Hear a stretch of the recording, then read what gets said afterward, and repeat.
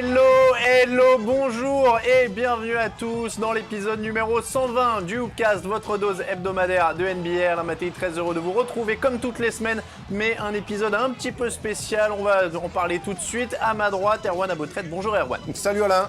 À ma gauche, personne. Eh oui, personne. Bon, on a un nouveau studio super sympa, Voilà. mais on a économisé le salaire de Thomas Dufan. Donc on se refait un studio un petit peu plus C'est ça, grand. on a dû sacrifier Thomas. On a fait un choix et bon, il était vite fait quand même. On vous explique tout. Voilà. Donc, Thomas est à Los Angeles. Vous pouvez suivre ses aventures sur dailymotion.com/hoopcast. Il met quelques vidéos. Il sera de retour la semaine prochaine. Ne vous en faites pas. La deuxième, donc, originalité, c'est ce nouveau studio. On remercie Infosport de nous accueillir parce qu'il y a eu un petit problème du côté de Dailymotion. Vous l'avez peut-être vu dans l'actualité. Il y a eu une explosion à côté. Encore une fois, on vous donne tous les détails. Donc, pour l'instant, nous sommes un petit peu sans studio fixe et on est content d'être ici. Erwan, donc, prêt pour cette émission à deux. Plus que jamais. Allez, au programme cette semaine, donc on va parler NCAA tout d'abord avec la victoire de Villanova dans le Final Four. On va aussi parler du Hall of Fame. Yao Ming, Allen Iverson et Shaquille O'Neal ont été introduits au Hall of Fame, élus au Hall of Fame. Et puis on va ensuite passer au débat, les Bulls et les Warriors. Le record de 72 victoires peut-il être atteint? On fera un point ensuite sur la course au playoff. C'est parti pour un nouveau cast.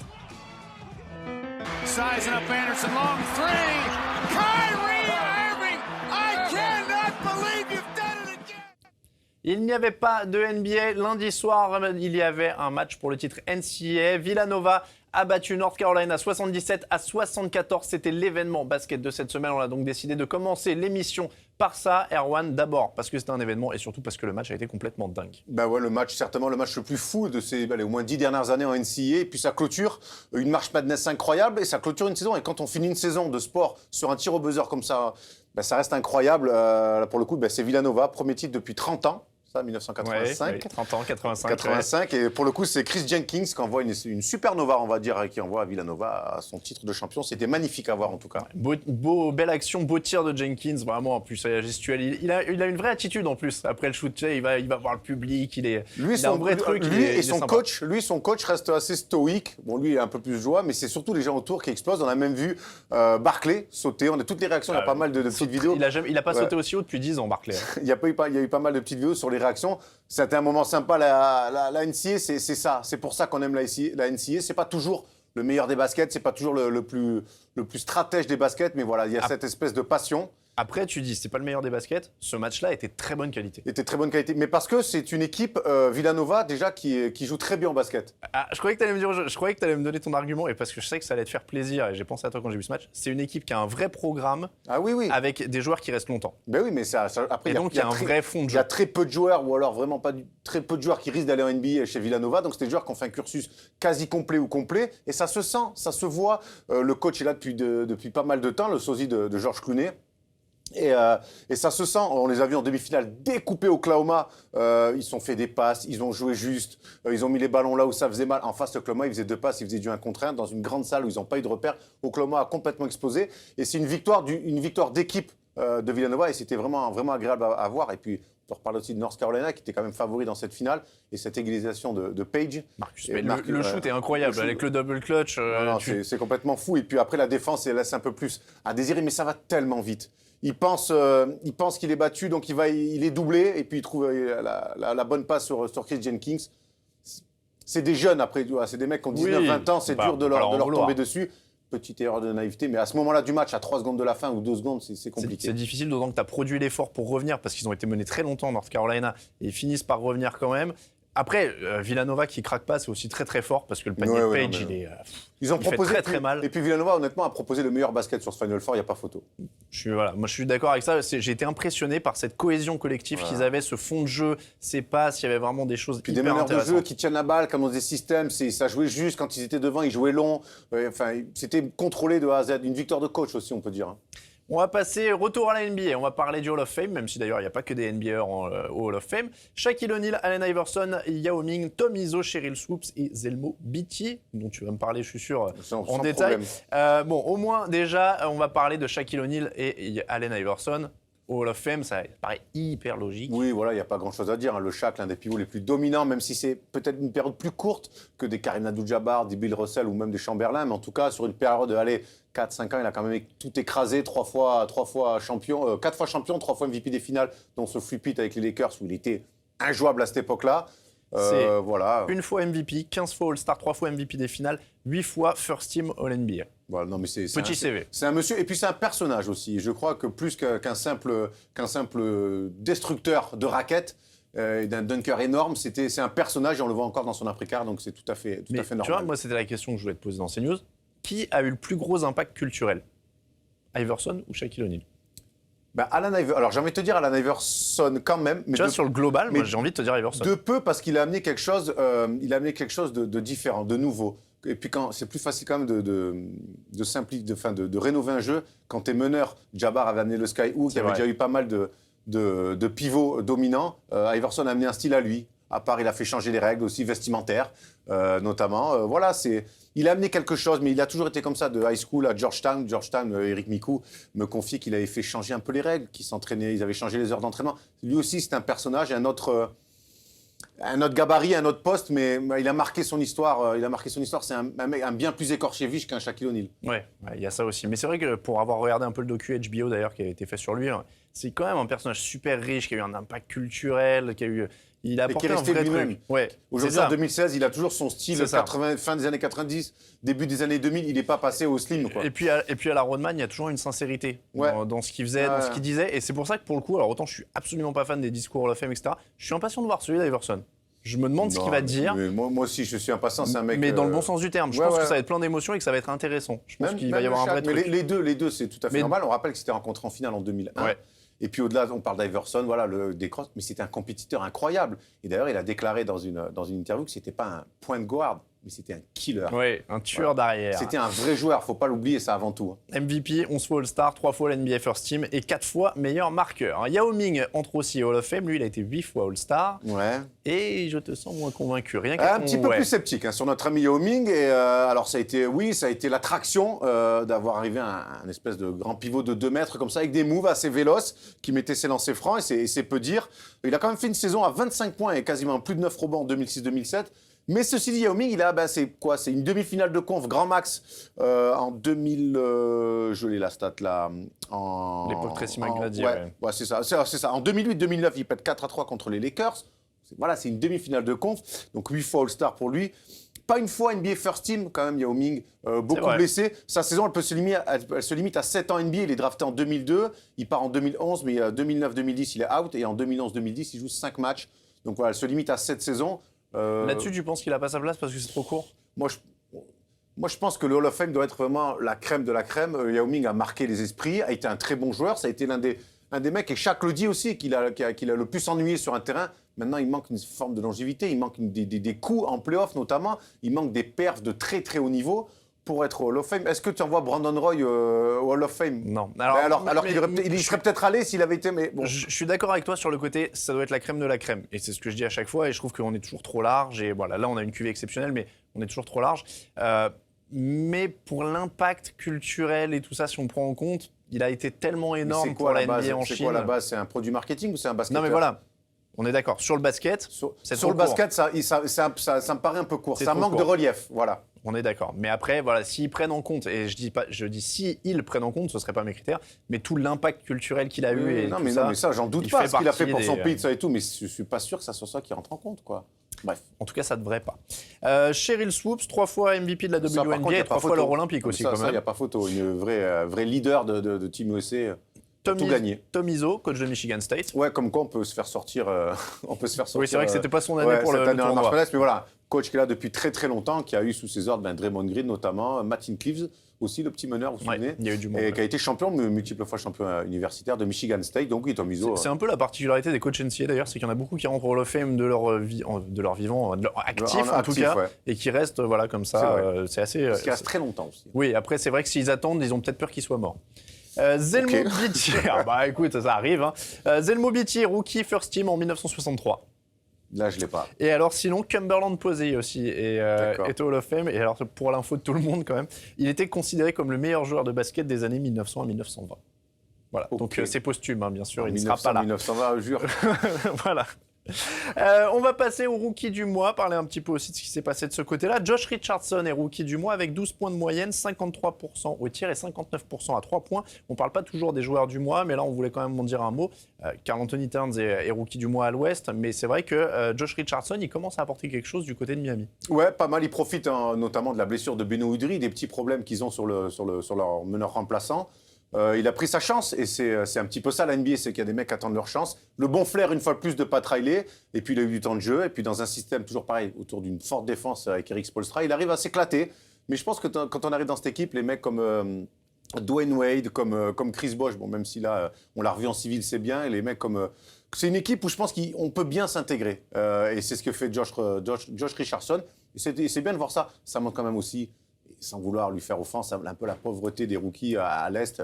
Porzingis est un peu blessé en ce moment. Mais il était devant en vote, devant Porzingis et Norman Powell ce mois-ci. Norman Powell aussi qui montre de belles choses avec Toronto.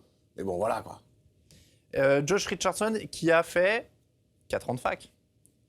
Ah, je pensais que tu allais me le sortir. Non, mais je l'avais pas trop lu. Non, je peux pas tous les connaître, ils sont nombreux. 4 ans à Tennessee, donc voilà, c'est aussi un pro qui montre aussi, voilà, qui arrive à s'intégrer dans un collectif et puis dès qu'il a des responsabilités, ça marche. Russell Westbrook, pour terminer ces news, 17e triple-double, c'était dans la nuit de mardi à mercredi. Record sur une saison, en 3 cartons en plus, c'est vrai. Record sur une saison NBA. Depuis 1989 et Magic Johnson, parce que si on remonte avant, il y a Oscar Robertson qu'on a mis 41, donc ça va être dur à aller chercher. Ça va un peu tout. Mais Russell Westbrook qui continue quand même d'être exceptionnel statistiquement. 7 triple-doubles en mars, déjà, il avait marqué les esprits, donc il égalise Magic Johnson avec 17 triple-doubles sur une saison, c'était en 88-89, 35e triple-double en carrière pour lui, et c'est le deuxième de la ligue actif derrière. Actif. Derrière, il y en a qu'un qui fait des millions de triple-doubles. LeBron James. Ben voilà. LeBron James, ça marche, j'avais un doute. Mais je pense qu'il doit pas. Sur le même nombre d'années, il va peut-être passer devant. C'est paradoxal de comparer quand même Russell Westbrook à Magic Johnson. Ouais. Alors si sur les triple-doubles, ils sont à chiffre égal. Dans le jeu, quand même, il y avait un vrai meneur. Et là, il y a quelqu'un sur qui on pointe souvent le doigt pour être meneur. C'est assez rigolo, cette comparaison. C'est vrai que c'est pas du tout la même chose. Voilà donc pour l'actu de cette semaine. On passe au joueur de la semaine.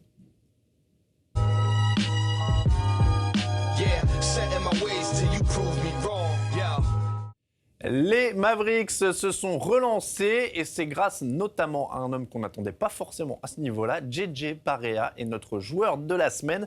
3 victoires cette semaine pour les Mavs de Dallas, 4 victoires de suite en tout. Et JJ Barea qui ressort de sa boîte. JJ Barea, c'est un homme de l'instant présent. Souvenez-vous, l'année où les Mavs sont champions, il est très bon en play-off. Il est très bon en finale, c'est un mec de moment. Et là, il profite de quoi ? De la blessure de Deron Williams, qui était très bien, donc il lui avait pris un petit peu ses minutes en sortie de banc. Et bien là, du coup, Deron Williams, le meneur titulaire, se blesse et qui sort du bois ? JJ Barea. Et il est excellent avec Nowitzki, il met des points, il met des paniers importants et surtout, des victoires pour les Mavs qui sont toujours en course pour les playoffs. C'est un peu leur porte-bonheur. C'est vrai que tu parlais des playoffs 2011. Il était rentré dans le 5 pendant les finales, notamment. Et c'est vrai que ça leur avait réussi. Là, il est à 26 points contre les Knicks, 29 contre Détroit, 21 contre Minnesota. Donc, vraie régularité. Il y a un vrai apport dans le jeu. Et puis, il ne fait pas que des points, il met des passes, il va apporter les choses qu'il faut à cette équipe. Et c'est un petit peu le porte-bonheur de Dirk Nowitzki. Ouais. Bon, pour l'instant, ça marche. On va y revenir dans la course aux playoffs. Ils sont passés 7e, les Mavs, et ça s'annonce plutôt bien, alors qu'il y a 2 semaines, c'était quand même plus compliqué. Ça va vite, hein. Donc, ils sont relancés. Sur ce, on passe au débat. We talking about practice, man. What are we talking about? Practice? We talking about practice. Ils étaient lancés comme des fusées, les Warriors, et finalement, ils ont un peu ralenti. 2 défaites sur leurs 3 derniers matchs, à domicile en plus. Ils n'avaient pas connu la défaite à l'Oracle Arena depuis le début de la saison. Désormais, il faut gagner les 4 derniers matchs à la suite pour pouvoir atteindre les 73 victoires et battre le record des Bulls. Les Warriors pourraient-ils battre les Bulls de 1996 ? C'est aussi un débat sur le parquet, puisque Scottie Pippen s'est impliqué cette semaine et il a annoncé clairement... C'est plus qu'impliqué, il s'est mouillé carrément. Il a annoncé clairement 4-0 Bulls. Bon, et alors là... Alors j'aime bien Scottie Pippen, et ce que je ne comprends pas, c'est que c'était un joueur plutôt intelligent. Et là, sa déclaration, elle est tout sauf intelligente. On ne veut pas faire offense aux Bulls, mais il y a quand même des 4-0. Je veux bien qu'on puisse débattre. 4-0, ça me paraît plus que sévère. La première raison, c'est que le banc, pour moi c'est le banc qui me choque, je veux dire. Le banc en 95-96 des Bulls, c'est Tony Kukoc, donc ça c'est très bon. Moi, c'est John Siley, un ancien des Pistons vaillants. Bill Winnington, on n'a plus à le présenter. Hein. Steve Kerr, qui est le coach aujourd'hui des Warriors. Randy Brown, John Buechler et James Edwards. C'est un peu léger quand même. En face, il y a quand même Festus Ezeli, Iguodala, qui était un ancien All-Star, titulaire à Philadelphie, titulaire à Denver. Sean Livingston, qui pourrait être un meneur titulaire ailleurs. Mary Spates, Barbosa, Varejao, même si ça se passe pas bien. Yann Clark et après McAdoo. Sur le banc, il y a quand même pas photo. Sur le pivot titulaire, presque aussi, Luc Longley. Ouais, Luc Longley, Andrew Bogut. Voilà. Voilà. Après, il y a une stat qui est intéressante. Ils ont perdu, donc sur les 3 derniers matchs, ils ont perdu 2 fois. Et on commence à dire, oh là là, ça, ils y sont plus. Mais souvenez-vous, les Bulls avaient perdu 3 de leurs 4 derniers matchs de la saison 95-96. Ils ont eu du mal en fin de... Ils ont eu du mal en fin de cycle. Et il manquait que Rodman. Pippen jouait et Jordan jouait et ils prenaient des gros temps de jeu. Ceci dit, je me dis qu'aujourd'hui, le basket va quand même plus vite, que le rythme des Warriors a un autre rythme et qu'ils sont peut-être un petit peu émoussés. Je trouve que l'absence d'Iguodala, qui dure quand même depuis pas mal de temps, elle fait énormément de mal. Et le joueur qui est le plus impacté sur ça, c'est Draymond Green. Draymond Green, quand il n'y a pas André Iguodala, il n'y a quasiment pas de rotation sur le poste 4. Et il prend des minutes et on sait que c'est un gros moteur, c'est un gros cœur, mais qu'au bout d'un moment, il commence. Et c'est là qu'on voit que la NBA, c'est très long, très dur. Eh ben, on voit qu'il commence un petit peu à s'essouffler et les défaites comme ça, je pense que je vais d'abord les mettre sur le compte d'une certaine fatigue physique. Alors, qui gagne? Parce que moi, j'ai envie de te dire les Warriors. Alors, tu vois, moi, je trouve qu'il en fait trop aussi, 4-0. Mais j'aime bien son argument où il dit « Je défends sur Curry ». Déjà, Curry-Pippen, c'est un match-up compliqué. Je laisse pour Curry. Parce qu'il y a client en face quand même, non? Il y a client, mais Curry va quand même beaucoup plus vite. Pippen était un mec qui fait 2-0-3. Tu crois qu'il va il le bouscule quand même un peu. On parlait de le bousculer toute la saison. Sur défendre sur un meneur, attention, c'est plus le même métier après, Alain. Ouais, mais alors tu mets Jordan sur Klay Thompson et Pippen sur Curry. Je te dis bien sûr qu'il est plus rapide. D'accord. Mais il y a quand même des arguments en taille pour le gêner. Sur Jordan, et physiquement. D'accord, mais à l'inverse, Jordan, tu peux te relayer avec Klay Thompson, qui est un gros défenseur, André Iguodala, qui pour le coup, c'est assez rare, répond physiquement à Michael Jordan, et tu peux même mettre encore Harrison Barnes, c'est ce qu'ils avaient fait sur LeBron James. Donc il y a des réponses. Après l'intérieur, je t'en parle même pas. Sur le poste 4, qui va sortir au large et défendre sur Draymond Green, et à l'intérieur. Rodman, il sort.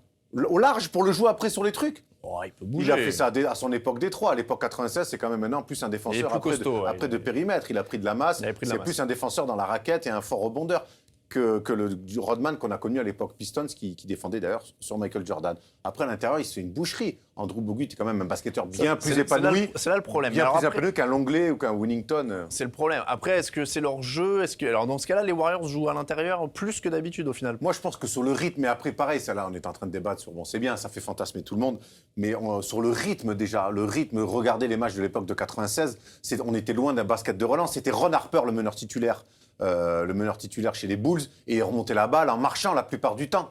Aujourd'hui, même les Warriors, quand ils encaissent des paniers, et Dieu sait qu'en ce moment, ils en encaissent un petit peu trop, sur les mois d'avril, c'est 109, 111 et 117 pour 2 défaites sur 3. Ça fait un petit peu beaucoup, je trouve, pour une équipe. Alors, qui impose son rythme dans un match comme ça? Encore une fois, on est dans le fantasme, mais parce qu'il y a un rythme très lent, il y a un rythme très rapide. Est-ce que les Bulls ne peuvent pas réussir à ralentir le jeu?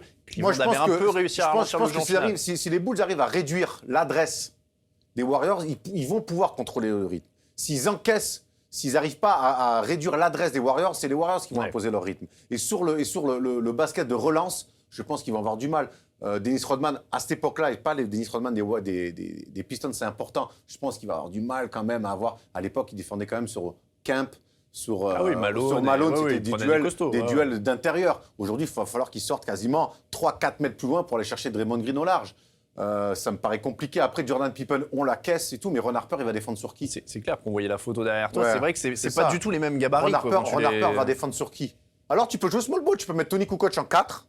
Pour le coup, tu peux mettre Tony Kukoc en 4 pour aller chercher Draymond Green. Et tu joues avec Rodman en poste 5 pour un peu chahuter Andrew Bogut. Pourquoi pas? Ça peut être rigolo. Surtout, ça peut être stratégiquement très intéressant. Maintenant, je ne suis pas Phil Jackson, et heureusement, sinon je ne serais pas là, ou quoique.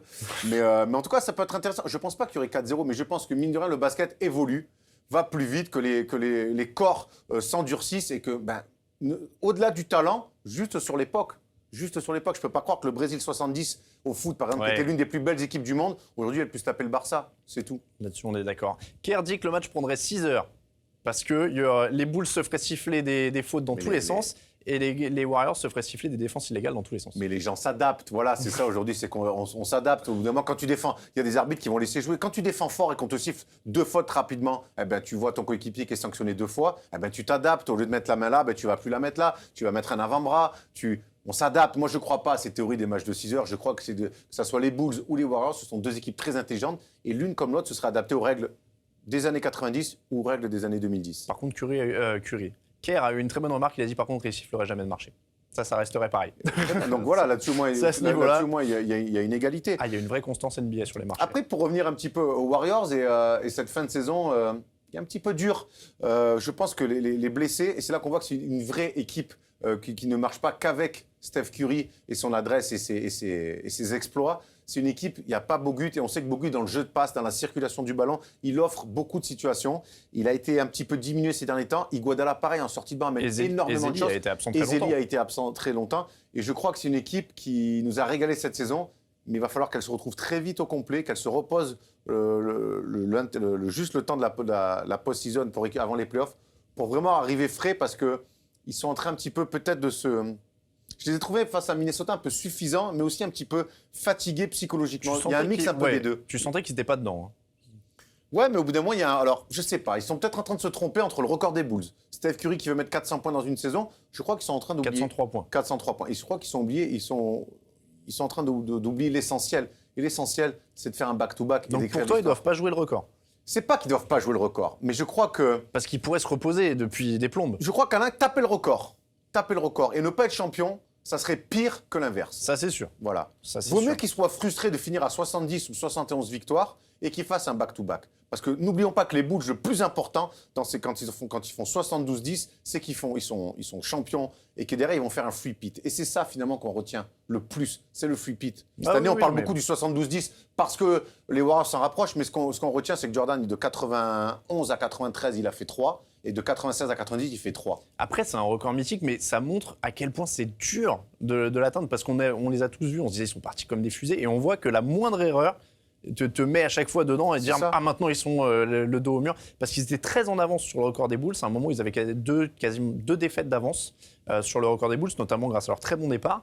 Et là, ils se retrouvent vraiment dedans, et ça montre à quel point tu n'as aucun droit à l'erreur. Tu le disais, les Bulls sont pas mal perdus aussi en fin, ils dévissaient un petit peu à la fin de la saison. 3 sur 4, il a fait, c'est incroyable. Hein. Mais parce que dans le bouquin, dans un des bouquins de Phil Jackson, je ne saurais plus le nom, il disait justement que dans le bus, pour aller vers cette 70e victoire, il y avait de la tension, ils étaient fatigués, tout le monde leur parlait de ce cap des 70 victoires qui n'avait jamais été passé à l'époque, et qu'il y avait une vraie fatigue à propos de ça. Donc je pense qu'ils se sont cramés avec ça. Mais on imagine qu'aujourd'hui, avec les réseaux sociaux, les médias qui sont décuplés depuis, la pression, même s'ils essaient de s'en détacher, de dire non, nous, notre objectif il est ailleurs. Mais je crois après Steph Curry, quand il dit je veux mettre 403 ou 404 points, je crois qu'ils sont en train de s'éparpiller un petit peu. Je crois qu'ils sont en train un petit peu de s'éparpiller. Et voilà. En tout cas, s'ils font 4 sur 4, ils jouent 2 fois les Warriors, 2 fois les Spurs, 2 fois Memphis, ils font 73-9. Ouais. Voilà, c'est encore faisable. Spurs-Grizzlies, le programme. On ne sait pas trop ce que va faire Greg Popovich. Moi, je pense savoir qu'à Golden State, il va brouiller les cartes. Après, à San Antonio, ils ont l'opportunité de finir leur saison invaincus, ce qui n'a jamais été fait. Ah oui, en plus. Maintenant, eux, les Spurs, tous ces genres de records, et Parker l'a dit pour le coup, je pense que ça leur passe au-dessus. Eux, ce qu'ils veulent, c'est gagner un nouveau titre. Bon, et en théorie, les Grizzlies sont assez décimés, même si Zach Randolph est bien revenu, mais en théorie, c'est prenable ces 2 matchs. Voilà, c'est plus que prenable. Voilà. Ils sont pas. Voilà, ils sont un peu sauvés dans la nuit de mardi à mercredi, mais c'était vraiment in extremis. Est-ce que tu penses que Steve Kerr a écouté le conseil de Luc Longley? Je ne sais pas si tu l'as entendu. Non. Apparemment, il a discuté avec Luc Longley qui lui a dit mais attends mec, si vous battez le record de 72 victoires, tout le monde va se rappeler que tu étais un grand coach, mais du coup, ils oublieront que tu étais un joueur médiocre. Parce que tu avais ce record-là des 72 victoires en tant que joueur, mais du coup, ils se diront que tu étais un joueur médiocre si tu as pu ça. D'accord, et lui, il était un joueur comment? Ah ben non, mais alors après, Kerr disait que la conversation, il lui a dit mais attends Luc, tu parles pour toi là, et l'autre lui a dit ouais un peu quand même. Bon, c'était pas un joueur médiocre, Luc. Non, un joueur correct. C'était un joueur correct, l'Australien. Bon, donc on l'a dit, Spurs Grizzlies, est-ce que ça le fait ou pas d'après toi? Moi, j'ai envie de dire oui, les records sont faits pour être battus, et tant pis pour les nostalgiques. Moi, j'ai envie qu'ils le battent aussi. Mais oui, on a envie d'assister à ça. Le pire, ce serait qu'ils fassent égalité. C'est toujours nul quand il y a une égalité avec un record. Tu vois, un point partout. Ouais. On est venu prendre un point à l'extérieur. Ouais, non, faut pas qu'il y ait d'égalité. Donc, c'est 71 ou 73, mais je veux pas de 72 en fait. Tu vas voir que ça va tomber là-dessus. Bon, 73, en tout cas, donc tous les deux, pronostics, on dit que ça passe. Allez. Moi, je dis que ça passe, ouais. Les 4 derniers. Ça passe. On passe, nous, à la course au playoff.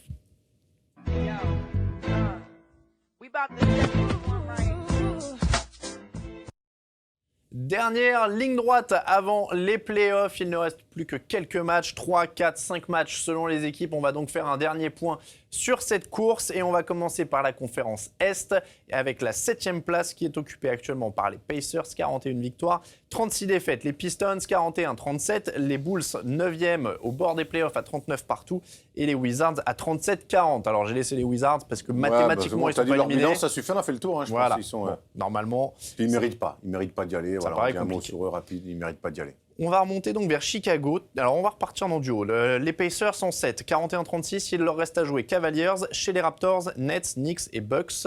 Et ils sont à 41, donc il leur faut 2 victoires normalement là-dessus.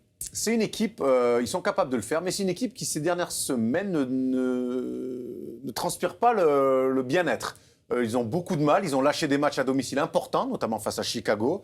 Paul George avait pourtant prévenu, il était monté au créneau. Et d'ailleurs, Paul George, heureusement qu'il est là. Ils sont allés gagner à Chicago, mais d'un rien, alors qu'il menait de 17 points. Paul George s'est tordu la cheville, ils l'ont sorti logiquement. Il a dû revenir à moitié en boitant pour mettre le tir de la gagne. Les Pacers, s'ils vont en play-off, je ne sais pas dans quel état ils vont y aller. Ils ont réussi leur saison, mais derrière, j'ai peur qu'ils se fassent complètement étrier face aux Cleveland Cavaliers. Ça serait déjà des retrouvailles en play-off entre Paul George et LeBron James. Ça serait vraiment peut-être la seule chose intéressante parce que j'ai peur, même si Yann Mahinmi est très bon, j'ai peur que les Pacers arrivent en play-off un petit peu au bout du rouleau. Après, s'ils gardent la 7e place, ils jouent les Raptors. Moi, je les vois 8e. Tu les vois 8e. Parce que les Pistons sont derrière, à 41-37 donc. Ils vont jouer à Orlando. Ensuite, ils jouent Wizards, Heat, Cavaliers. Ils jouent tout ça à la maison. Ouais, moi, c'est toujours cette équipe qui est compliquée à savoir, capable de faire des coups. Ah oui, alors là, battre OKC, notamment, chez eux. Et puis derrière, d'aller en perdre un petit peu de manière un petit peu incompréhensible. C'est une équipe encore jeune et qui a du mal à trouver de la régularité. Accrocher les playoffs, pour eux, ça serait vraiment un vrai grand pas. Ce que j'allais te dire, ce serait bien pour justement acquérir de l'expérience Ouais. supplémentaire pour trouver cette régularité qu'ils n'ont pas du tout pour le moment. Exactement, autour de Reggie Jackson et d'André Drummond. Mais je pense que ça serait une bonne chose pour eux de faire les playoffs. Après, ils joueraient libérés. Ce serait pas forcément un bon tirage. Je les imagine notamment face à Toronto. Il y aurait des match-ups assez intéressants. Ça serait chiant pour Toronto de les prendre. Alors la grande question, est-ce que Chicago a toujours une chance? Ils sont à 39-39. Le programme, c'est à Miami, Cavaliers, at Pélican et réception des Sixers. Alors, c'est ceux qui ont le plus de retard. Hein. Ils sont 9e. Ouais. Et, 2 matchs de retard. Donc il faut espérer que les Pacers et les Pistons tombent en plus. moi, j'arrive pas à y croire. Et j'ai entendu. Il faut quasiment tout gagner en plus du coup. Ce matin, j'ai entendu un consultant connu sur une chaîne qatari, Bein pour ne pas la citer, qui disait, Jacques Monclar disait, quel est l'intérêt que les Bulls aillent en play-off? Et je suis entièrement d'accord avec ça. Pourquoi faire? Leur saison elle est d'ores et déjà complètement ratée. La greffe Hoiberg, n'a pas fonctionné. Il n'a jamais réussi à imposer quoi que ce soit. Alors oui, blessé, pas blessé. Enfin, il y en a qui ont réussi quand même à faire en sorte, avec des blessés, de faire un petit peu mieux que ça. Aujourd'hui, les Bulls, ils doivent se reconstruire, trouver une nouvelle philosophie de jeu avec ce coach-là ou pas, avec ces joueurs-là ou pas. En tout cas, il faut qu'ils remanient tout. Aller en play-off, pourquoi faire? Ils vont arriver au play-off dans un état. Aujourd'hui, c'est Mirotic qui tient un peu l'équipe. Butler a mis des paniers importants et tout, mais il y a des rumeurs de trade où il a démenti, pas démenti. Hyper étrange d'ailleurs ces rumeurs de trade. C'est très étrange. On insiste avec Derrick Rose. Quand il n'est pas là, ça joue mieux. Quand il revient, ils n'y arrivent pas. Qu'est-ce qu'on fait? Qu'est-ce qu'on fait avec les Bulls? Honnêtement, c'est une équipe que j'adore. Parce qu'on en a parlé juste avant dans le débat avec les Jordan, c'est une franchise mythique. Oui, non, mais il y a un mais attachement de tout le monde. Aujourd'hui, aller en play-off, ça serait un petit peu cacher la misère. Non. Affronter la misère, regardez-la bien en face, et puis on va reconstruire là-dessus. Conférence Ouest, Grizzlies en 5, 42-36, Blazers en 6, 42-37. On va commencer par ça, lutte pour la 5e place. Et à mon avis, c'est prenable pour Portland. Ah ouais, maintenant. parce que Memphis, ils avaient un petit peu d'avance, mais alors avec tous ces blessés-là, ils sont en train d'en lâcher. La victoire face aux Bulls d'ailleurs, des Bulls tragiques là pour le coup, elle fait du bien. Ils avaient besoin au moins d'une victoire pour s'assurer une place en play-off. Maintenant, à quelle Et le problème, c'est que leur programme, les Grizzlies, c'est à Dallas, Warriors, at Clippers et at Warriors. Il y a moins qui finissent 7 ou 8. Donc je pense que Portland va passer 5. Et du coup, ça risque de nous offrir un Portland Clippers au premier tour des playoffs. Ça, par contre, ça risque d'être peut-être le seul premier tour à l'Ouest qui va valoir le détour. Mathématiquement, les Grizzlies sont même pas assurés d'être en playoff. Ouais, à l'heure actuelle. S'ils perdent tout et que les autres gagnent tout. Les autres gagneront pas dis tout ça. parce qu'ils s'affrontent entre eux. Oui, c'est vrai. Donc Mavericks en 7, 39-38, Jazz en 8, 39-39 et Rockets en 9, 38-39. Ça fait beaucoup de chiffres. En tout cas, c'est très serré entre ces trois-là. Mavericks, Jazz, Rockets, c'est très serré. Il y a 2 places pour 3.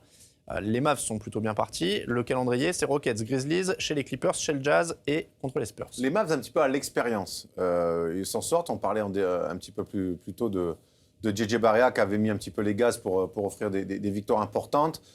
Il mérite pour cet homme-là, pour Dirk Nowitzki. On a envie de voir les Mavs en play-off parce qu'ils font une saison pas si mal que ça. Après, c'est une équipe vieillissante. Ils ont eu pas mal de petits pépins. On se souvient que l'affaire d'André Jordan leur a quand même mis ça a été le l'intersaison coup dur dernière. de l'intersaison. Voilà, et puis ils sont restés malgré tout dignes par rapport à ça. Et Mark Cuban a fait 2-3 déclarations. Ils n'en ont jamais trop rajouté. Moi, c'est une équipe que j'ai envie de voir en play-off parce que pour l'ensemble de son œuvre. Pour l'ensemble de son œuvre, j'ai envie de les voir en play-off. Et ce soir, il y a un match. Enfin, ce soir, au moment où on enregistre, dans quelques heures, il y a un match ultra important entre Houston et Dallas. Je crois que celui-là, malheur aux vaincus. Alors justement, les Rockets sont à la lutte avec le Jazz. Donc Jazz vont jouer Clippers chez les Nuggets contre les Mavs chez les Lakers. Les Rockets vont jouer contre les Mavs donc à Dallas, Suns, Lakers contre les Timberwolves et contre les Kings. En théorie, leur planning, les plannings sont à peu près similaires. J'ai même pas envie de te dire qu'il y a un avantage. Moi, Houston, j'ai pas envie de les voir en play-off et pour les mêmes raisons que Chicago. C'est une équipe l'année dernière qui fait finale de conférence, mais je l'ai déjà dit dans des émissions précédentes que c'était un petit peu en trompe-l'œil. Ils doivent jamais passer. C'est une vraie chute. Voilà, ils doivent jamais passer contre les Clippers. C'est une équipe qui est pas construite. Ils ont viré un coach, une équipe qui défend pas ou qui défend quand elle a à peu près envie. Il y a un énorme problème autour de Dwight Howard. James Harden a raté la moitié de sa saison. Là, il est très bien depuis un certain temps. On retrouve le leader au scoring qui amène l'équipe avec lui. Mais pareil, défensivement, il montre tellement pas l'exemple que je crois qu'il faut la repenser, cette équipe. Il y a du matos, il y a du salary cap. Il faut la repenser un petit peu plus intelligemment. Ils sont dans une conférence avec les Spurs, les Warriors. On peut même mettre les Clippers là-dedans. OKC, il va peut-être falloir qu'au bout d'un moment, au niveau même de la manière de penser cette équipe, qu'on se mette au niveau de ces franchises-là. Donc le prono, c'est que ça reste en l'état pour toi. Pistons, Ouais, parce que Chicago à la fin, Utah, et là, Mavs, je Jazz. rejoins ce qu'a dit Thomas il y a 2 semaines. Utah, c'est assez cohérent ce qu'ils font avec un coach qui bosse bien. Et c'est vrai que les voir en play-off, ça serait un petit peu une juste récompense des choses, même s'ils sont terriblement en souffrance à la main, même si Shelvin Mack met des paniers, mais c'est un meneur-scoreur. C'est pas ce qu'il leur faut. Mais j'aime bien ce que fait Rodney Wood. Comment il s'appelle notre ami dans les barcos de moi Gordon Hayward. Gordon Hayward. Alors, il a du mal. Et Raoul Neto derrière. Ouais, j'ai vu. Il a du mal à avoir un vrai gros rôle de leader, mais il essaye en tout cas et ça on peut pas lui reprocher. C'est une équipe sympa qui s'accroche. Et puis il y a notre Frenchie Rudy Gobert. Pareil, on a envie de le voir en play-off aussi pour qu'il découvre ça. Donc en l'état des choses, on pense que le classement bouge pas. Alors je vais te dire, moi, je vais te faire même l'ordre. Je vais même te faire l'ordre. Je vais faire Portland en 5. Je vais mettre. Grizzlies derrière. Non, je vais mettre Dallas en 6. Memphis en 7. Et Jazz en 9. Et le Jazz en 9. Et en plus, le Jazz, ce qui serait bien, Jazz en 8, Jazz en 8, ils ont réussi à accrocher en plus les Warriors. Donc ça pourrait donner un premier tour, pourquoi pas plus compliqué que prévu. Voilà pour la course au play-off qui approche de son dénouement. Nous, on passe au top et au flop.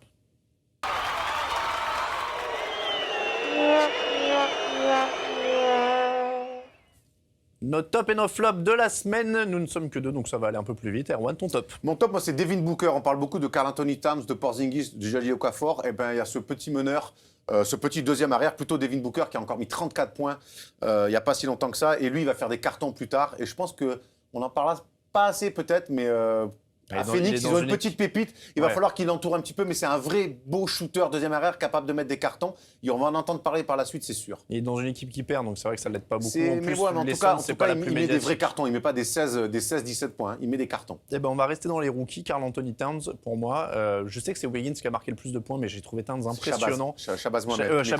Shabazz Mohamed qui marque le plus en plus. Mais Wiggins en marque une trentaine aussi, quasiment. Mais je trouve Towns vraiment impressionnant dans sa manière d'être, dans son attitude, dans sa fin de match, dans sa prolongation. Je trouve qu'il est vraiment impressionnant. Là, si Minnesota ne prend pas le virage avec Towns et Wiggins, ils ne le prendront jamais.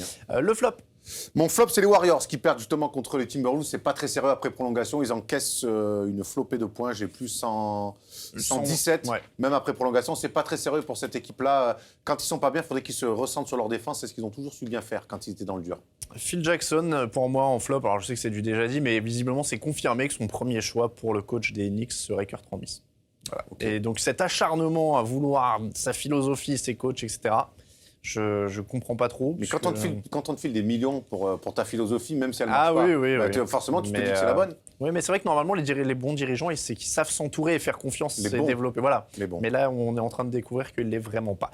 Petite rafale de questions pour terminer. Allez, mais alors, rapide. c'est très simple parce qu'il n'y en a qu'une. Derek Fisher devient consultant pour NBA TV. Est-ce qu'on va le revoir sur un banc un jour? Pourquoi pas? Pourquoi pas? Il mériterait une deuxième chance. Il mériterait une deuxième chance dans un contexte plus sain. Ouais, c'est vrai que. Il mériterait une deuxième chance. C'est vrai que New York, c'est pas. Bon, allez, peut-être à Brooklyn. Pourquoi pas? Pourquoi Allez. pas? Voilà, c'est comme ça que se termine l'épisode numéro 120 du Hoopcast, émission spéciale, donc vous l'avez bien vu, à 2 et dans un nouveau studio. Merci à vous de nous avoir suivis. On rappelle que le Hoopcast, c'est toutes les semaines sur Dailymotion, Basket USA et iTunes. N'oubliez pas de vous abonner à la chaîne Dailymotion pour nous suivre sur Twitter comme d'habitude. C'est @Hoopcast, @Erwan Abotret, @Alain Mattei et @JustBeLikeTom pour notre camarade qui est à Los Angeles et à qui on souhaite bien du soleil Et encore qu'on un retrouve petit sur la peu. page Facebook tous les jours, Et hein, qu'on What's Up retrouve. in LA. C'est Il est vrai. bien au bord de la piscine, notre C'est ami. vrai, en plus il profite de la piscine. Ouais, mais c'est pour ça que j'ai pas envie de faire la promo de ça. On profite trop. Erwan, quelques remerciements quand même. Comme d'habitude, d'abord on va remercier Paul Harrer et toutes les équipes du studio Dailymotion et des équipes Canal+, qui ont été plus que réactifs pour qu'on puisse faire une émission dans des conditions plus que sympas. Merci à vous tous. Et puis je vais remercier comme d'habitude, vas-y Paul, envoie la smoule. Est-ce que Et j'ai ben alors un non, petit il a retour pas les photos, Paul. Il a Bah, pas les c'est photos, grave, bah on alors va ça le sera pour la pardonner semaine parce prochaine. qu'il Bien a sûr très qu'on va bien le pardonner. travaillé. Ça sera pour la Exactement. semaine prochaine. J'en ai des très marrantes. Voilà, bon, parce que c'est vrai que tu m'as piqué mes remerciements, mais je me joins également. Merci à Paul, effectivement, qui a bien bossé sur cette émission. Merci à Damien, à Arnaud, à tous les gens du studio qui se sont bougés pour qu'on puisse être là. Merci aux gens d'Infosport qui nous accueillent. Merci à Léo aussi. Léonard, pardon. Ben Grand voilà. fan du Hoopcast, Fan qui du nous a prêté sa Hoopcast. casquette pour l'émission. Minnesota, en plus on en a parlé. Voilà. Il nous a reproché de pas assez en parler. Regarde, on met même une casquette, mon ami. Voilà, il nous a laissé sa casquette pour décorer. Donc merci à toi, Léonard, d'être venu nous dire bonjour. On vous souhaite une très bonne semaine, de très bons matchs et on vous dit à ciao.